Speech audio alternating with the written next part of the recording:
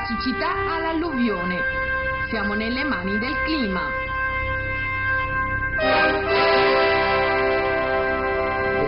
Mi sembra interessante.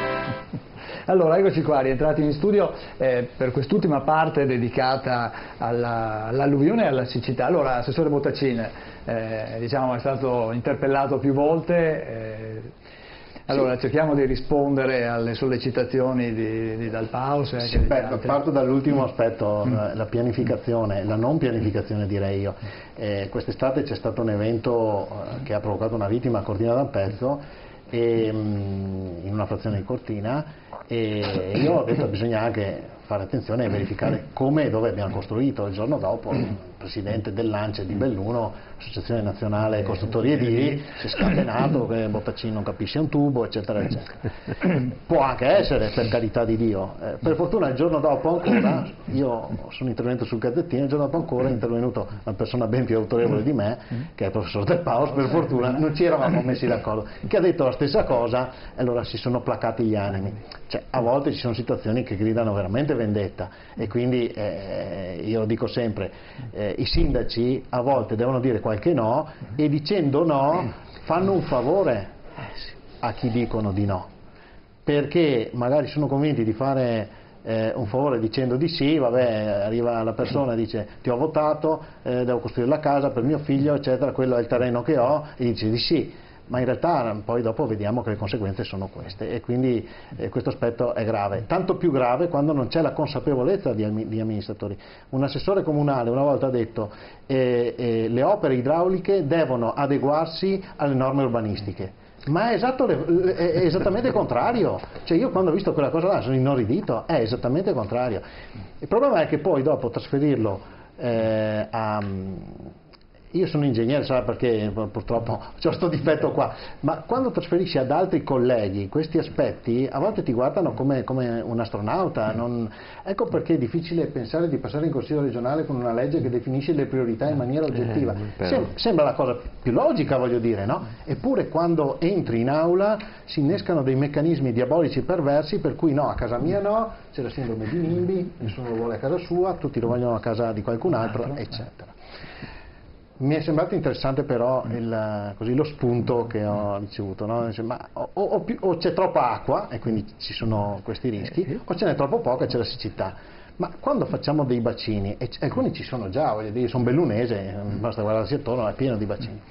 Possiamo anche fare una valutazione e cercare di trattenere l'acqua, magari la accumuliamo, quando si può servire per l'agricoltura la rilasciamo, e poi svuotiamo i laghi, ammesso che siano pronti per gestire le laminazioni delle piene, perché anche su questo ci sarebbe da aprire una parentesi, ma non l'apriamo questa sera. Gestiamo quest'acqua in questo modo, no? Al di là del fatto che c'è il bacino di Meda, su questo nel Vicentino, che c'è un progetto che proprio è finalizzato a questo, noi stiamo cercando di mettere a punto uno strumento che lo facciamo insieme ad ARPAB e insieme all'Università di Padova, no? Allora, la logica è questa, cerco di spiegarla in maniera molto semplice. Loro fanno le previsioni meteo, in base alle previsioni meteo, con un modello matematico studiato con il professor Dalpaus e il professor Rinaldo, dall'idrologia, cioè da quanto piove in quell'area, si cerca di definire quanta è la portata nelle ore successive in quell'asta fluviale. A quel punto tu riesci anche a prevedere e prevenire quello che può accadere, sia in termini di sicurezza attiva, quindi gestendo anche probabilmente i livelli dei laghi, e sia anche in termini di sicurezza passiva. Sembra una banalità, ma abbiamo visto cosa è successo a Livorno. Bastava che, adesso magari non mi spingo più di tanto, perché insomma la procura sta facendo gli approfondimenti, ma insomma bastava che fossero allertate quelle persone che invece sono morte, e non sarebbero morte, perché lì è stata veramente una fine tragica e drammatica in tutti i suoi aspetti. Ricordiamo che anche in termini di sicurezza passiva, cioè cercare di far fronte alla situazione dopo che è accaduta, noi in Veneto insomma abbiamo un'eccellenza che sono 18.000 volontari di protezione civile, cosa che non esiste in nessun'altra parte d'Italia. Quindi io lo dico sempre, è un vanto che noi abbiamo, sono bravi, li formiamo, hanno attrezzature e riescono anche a dare una risposta da questo punto di vista. Quindi stiamo cercando, no, mettendo insieme tutti i vari soggetti istituzionali, dall'università, qui è il caso di dirlo, no? Se andiamo ad annegarci dove c'è l'acqua, no? La maggior conoscenza che abbiamo abbiamo è l'Università di Padova, quindi ci siamo rivolti a loro cercando di utilizzare i dati che abbiamo storici, le previsioni meteo, i modelli matematici eccetera, di creare uno strumento che consenta di gestire le acque nei bacini. Si scontra però con un aspetto di rigidezza, perché i livelli sono gestiti dall'autorità di bacino, no? Autorità di distretti di bacino, come si chiamano? Hanno cambiato nome recentemente, insomma, con l'autorità di bacino, che è un organismo ministeriale ancora una volta, e che è piuttosto rigido, no? Dice dall'AL dovete abbassare i laghi, dall'AL dovete alzarli, no? Ma quando abbiamo degli strumenti oggi che, insomma, voglio dire, è vero che le previsioni meteo non sono sempre esatte, però riusciamo a capire qualcosina, no? Se no tutto il lavoro che stiamo facendo alla fine mi domando a cosa serva, no? E quindi usiamo la tecnologia, cerchiamo di utilizzare la tecnologia. Su questo stiamo cercando di convincere anche l'autorità di bacino nel fare questo tipo di ragionamenti, perché diventa assolutamente fondamentale. E sul fatto degli ostacoli, ci sono ostacoli dettati anche la chiamo burocrazia, da quelle creature che costruiamo noi politici e che a volte si torcono contro di noi e soprattutto della popolazione. Faccio un esempio: io l'anno scorso feci una legge regionale, un articolo di una legge regionale dicendo, mi sembrava una cosa di buon senso, che dentro nell'alveo di un fiume, se c'è un albero, si taglia e basta, si va lì con la motosega e si taglia. Senza fare metri cubi di carta, perché per tagliare un albero dentro in un alveo serve l'autorizzazione paesaggistica e la VINCA, la valutazione di incidenza ambientale, cioè devo fare metri cubi di carta per dimostrare che quell'albero lì non ci dovrebbe stare, e dopo averlo dimostrato allora posso tagliare l'albero. L'Associazione Nazionale Alpini di Belluno, i volontari della protezione civile, per aver fatto un po' di pulizia sul Piave sono stati sanzionati pesantemente. Teniamo presente che le norme ambientali sono quasi tutte con risvolti penali. Mi sembrava una cosa di buon senso, il governo me l'ha impugnata, ha detto no, tu non lo puoi fare perché l'ambiente è una materia cosiddetta concorrente su cui legifera sia lo Stato che la Regione, a me questa cosa non va bene, quindi sei fregato. Quando parliamo di autonomia parliamo anche e soprattutto di questo. È una delle competenze di cui si andrà a discutere. Assolutamente, è una delle competenze, ma non si tratta solo di soldi, si tratta anche di poter fare delle norme che siano di buon senso, io dico a volte, e questa credo che fosse una normativa di buon senso, perché la sicurezza idraulica per me vuol dire salvare un essere umano, uno o più esseri umani, e viene prima rispetto al salvataggio di un albero. Cioè non me ne vogliano gli ambientalisti, ma è così, voglio dire. L'albero lo taglieremo e lo pianteremo da un'altra parte, detto che se guardiamo i numeri in Veneto la superficie boschiva è più che raddoppiata negli ultimi 30 anni, quindi non è questo il problema, insomma. È anche abbandonata, peraltro non curata. Certo. Seccardo, veniamo anche un po' alla siccità, perché qua il tempo scappa via e poi ci dobbiamo salutare. Allora è una situazione veramente, al di là del fatto che adesso le previsioni ci dicono che la settimana prossima piove, però è stata un'estate, è stato un anno dove veramente è piovuto molto molto poco. È stato un anno che è cominciato dall'anno scorso, a dicembre c'è stata una pioggia nulla, zero in tutta, soprattutto di neve, non c'è stata la neve. E quindi siamo arrivati con una situazione di siccità che è partita appunto dall'autunno dell'anno scorso, siamo arrivati in primavera che già l'Adige e alcuni corsi d'acqua sono andati subito in crisi, perché poi c'è un problema della siccità che in questo momento non c'è l'utilizzo irriguo, ma se ci fosse l'utilizzo irriguo in questo momento l'Adige, che ha una portata... A che livelli è adesso, si ricorda? No? Sì, quali sono i livelli? In questo momento dipende, c'è il sabato e la domenica perché è la gestione delle centrali idroelettriche del Trentino, che quindi influenza sulle portate dell'Adige. Sono tra le portate più basse del mese di ottobre. Allora diciamo che il mese di ottobre, allora siamo arrivati che ne siamo venuti fuori grazie alla buona volontà di tutti, anche una riduzione da parte dei prelievi irrigui che è stata regolamentata. Settembre è stato un mese più piovoso solitamente degli altri, un po' sembrava aver salvato, poi ci siamo trovati questo ottobre, la fine di settembre che è stata bella, e questo mese di ottobre che ha avuto 20 mm d'acqua di precipitazione media sul territorio, invece di una media o di una mediana, perché sono molto simili, intorno ai 100 mm. Allora questo vuol dire 80% in meno di quantità d'acqua, ma non è questo tanto il problema. Il problema è appunto che veniamo da una situazione siccitosa precedente, ma che ha influenzato quindi i corsi d'acqua. Ci troviamo con corsi d'acqua, il Bacchiglione è a deportate minime storiche da quando si misurò, eppure a monte non ha grosse utilizzazioni in vasi, cioè, a parte le utilizzazioni irrigue, e soprattutto quello che abbiamo osservato è la falda, con una situazione critica soprattutto nella zona del Cittadella, che adesso è in un momento in cui in alcune zone sta recuperando, ma un minimo relativo che è sempre molto importante. Nel Veronese in particolare. Quindi queste piogge sono attese cioè, quanto tempo ci vuole per riportare una situazione, diciamo... Beh, la falda ha un'inerzia molto più importante, quindi ci vuole del tempo. Ed è quello il segnale anche della situazione critica che abbiamo.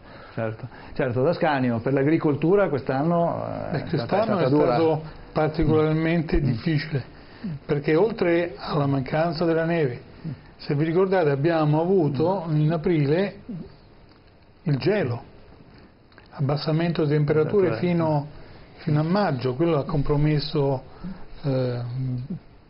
uva, in particolar modo poi quelle temperature hanno impedito una fioritura, diciamo, abbondante, per cui è inciso molto per esempio sul miele. E dopo è partito lo sbalzo termico e lì veramente è stato difficile reagire, cioè, per alcuni aspetti per la prima volta ci siamo trovati in difficoltà in montagna, abbiamo dovuto far demonticare prima gli animali perché non c'era più né acqua né pascolo in montagna. Naturalmente tutta la produzione ne ha risentito. L'aspetto, diciamo, produttivo è evidente, in alcuni casi non riusciamo a intervenire neanche con l'acqua laddove c'è un livello di temperatura così alto, perché la pianta si protegge, cioè se la pianta ha delle olive piccole fa la cascola, le elimina per salvare se stessa, quindi c'è tutto un meccanismo. Credo però che io ho capito tutto il ragionamento, i tempi di ritorno, gli studi, per gli scienziati, per i tecnici questa non è una siccità, questo è un momento, in cui ma nell'ambito dei periodi che considerano loro questo è normale. Ora per gli agricoltori è un po' meno normale, nel senso che si pongono il problema. Io mi auguro che questo tavolo, che è un tavolo importante, consideri, pur in una normalità, chiamiamolo così, di lungo periodo, però considera la necessità di essere più attenti. Noi con l'ingegnere abbiamo fatto delle riunioni ancora molti mesi fa proprio per provare a reagire, però forse quest'anno siamo stati un po' spiazzati e dalla mancanza della neve e forse non abbiamo ottenuto tutto quello che dovevamo ottenere, perché c'è un altro aspetto che non va dimenticato, che sull'acqua ci sono tanti interessi.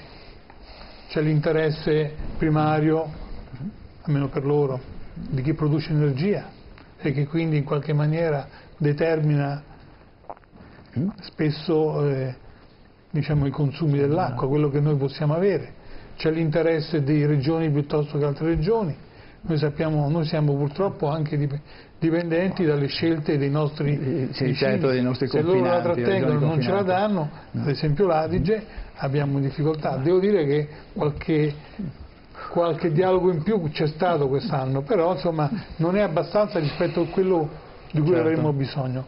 Per cui noi abbiamo necessità di far comprendere questo, che mentre pensiamo alla salvaguardia idraulica e quindi siamo pronti a svuotare i nostri canali, dobbiamo però pensare a come trattenerla. Ora, per nostra fortuna, non so, l'ingegnere, il professore mi dirà se è vero o no, ma Madre Natura ci dà più acqua di quella che consumiamo e che non riusciamo a trattenerla. Quindi bisogna iniziare a pensare. Per cui bisogna cominciare a pensare questo. Poi va fatto anche altro, anche l'agricoltura stessa deve mettersi nell'ordine di idee che qualcosa deve cambiare, certo. in termini di consumi, in termini di produzioni, nel senso cambiare anche i periodi di produzione, perché poi c'è poi la parte ci mettiamo a rischio anche altrimenti. la tecnica. Consideriamo no? che nel Veneto la metà del territorio è coperto da sistemi irrigui di soccorso o specializzati, diciamo strutturati, il resto è senza. Certo. Stiamo parlando però di un'attività che ha la sua importanza non tanto per quello che produce direttamente, ma quello che produce come indotto. Certo. Io dico sempre che il plus valore che dà l'agricoltura non ne beneficia direttamente l'agricoltura, ma tutto il sistema. Certo. Per cui credo questo va considerato. Certo, sentiamo il professor Dal Paos, come possiamo... ci sono, no, immagino, dei sistemi per gestire. Io penso che noi viviamo fortunatamente in una regione che è molto ricca d'acqua, però abbiamo tenuto comportamenti che sostanzialmente giudicavano questa disponibilità come al di sopra di ogni possibile limite. Mentre credo che queste situazioni mettano in evidenza la necessità di fare un uso più corretto dell'acqua, perché molto spesso la sprechiamo, di pensare che il sistema idraulico, superficiale e sotterraneo è interconnesso e non sono due sistemi indipendenti, ma sono due sistemi strettamente collegati fra di loro, di valutare che noi abbiamo implementato, questo negli primi anni 50 del secolo scorso, un sistema di sfruttamento delle acque che, diciamo, che da quel punto di vista bisogna dire era straordinario, ma che ha dei limiti con riferimento ad altri aspetti, e quindi credo che sia anche necessario riconsiderare come noi concediamo e utilizziamo l'acqua. Questo ci può aiutare a vivere situazioni un po' diverse da quelle che stiamo in questo momento vivendo. Certo. Ci aiuta a superare momenti di crisi come queste, che dal punto di vista idrologico in qualche modo sì, sono, se si vuole, eccezionali, ma possibili. E potrebbero diventarlo sempre più frequentemente. Professor Casena, chiudiamo. Diciamo, io passerei la mano al nostro assessore, perché bisogna fare, e giustamente lui ha dato delle indicazioni che sono giuste e tutti i presenti hanno indicato quali sono le strade. Il tempo è quello che è importante. Assessore Bottacini, allora chiude lei brevemente. Il tempo è quello che è importante, e io credo che il percorso che abbiamo avviato cerca di essere a ranghi serrati. Come dicevo prima, abbiamo qualche limitazione dovuta al fatto che le risorse non sono infinite. Faccio solo presente una cosa però: se il residuo fiscale del Veneto rimanesse qua, sono 15 miliardi di euro, faremo 30 idrovie in un anno, quindi giusto per capire. C'è poi l'aspetto burocratico, l'aspetto di realizzare opere così importanti, che crea una serie di difficoltà, ma la strada è quella, cioè noi ce l'abbiamo ben chiara, il piano è chiaro, abbiamo individuato le priorità, si tratta di trovare i finanziamenti e ragionare con le altre regioni, sia in termini di siccità, perché quest'anno abbiamo avuto grossi problemi a interloquire con la provincia di Trento, e sia con il Friuli Venezia Giulia per l'aspetto contrario, dove abbiamo dei feroci diverbi, io e la mia collega, ma insomma l'obiettivo è quello di arrivare a una conclusione che sia positiva. E credo che è stato testimoniato anche prima, insomma, per quanto riguarda la provincia di Trento, quest'anno siamo riusciti ad affrontarla meglio rispetto al passato, siamo riusciti ad obbligarli in qualche maniera a rilasciare l'acqua, anche se all'inizio non volevano farlo in virtù della loro autonomia. Abbiamo fatto capire che abbiamo bisogno di più, senza tirare fuori altre storie che in questo momento lasciamo da parte. No, Comunque su questo aspetto anche l'agricoltura, appunto, giustamente noi finanziamo col PSR anche impianti a basso consumo a fondo perduto, quindi è un ulteriore elemento che la Regione mette sul tavolo per cercare di far fronte a questo tipo di benissimo, benissimo. Allora chiudiamo qui questa parte dedicata la promessa è che ci ritorniamo, Assessore, ci ritroviamo sicuramente a parlare di questo. Allora, grazie a Claudio D'Ascanio, grazie al professor Dal Paus, grazie all'ingegner Saccardo, grazie all'assessore Bottacini di essere stato qua con noi. Adesso andiamo in pubblicità, rientriamo subito però e parleremo della situazione economica, e quindi parleremo di questa ripresa, se c'è, se non c'è, il lavoro, i piccoli commercianti e la grande distribuzione. A tra poco, dopo la pubblicità.